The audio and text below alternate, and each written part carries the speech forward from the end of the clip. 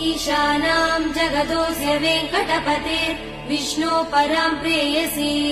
तद्वक्षस्थलनित्यवासरसिकाम् तक्षान्ति संवर्धिनीम्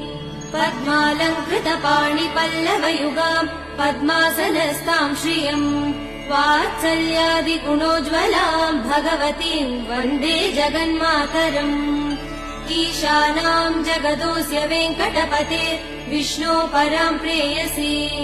तद्वक्षस्थलनित्यवासरसिकाम् तक्षान्ति संवर्धिनीम् पद्मालङ्कृतपाणिपल्लवयुगाम् पद्मासनस्ताम् श्रियम्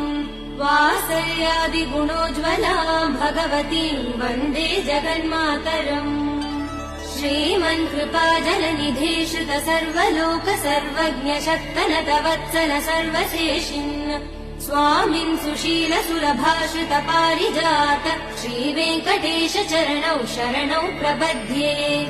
श्रीमन्कृपाजलनिधे श्रुत सर्वलोक सर्वज्ञ शक्तनत वत्सल सर्वशेषिन्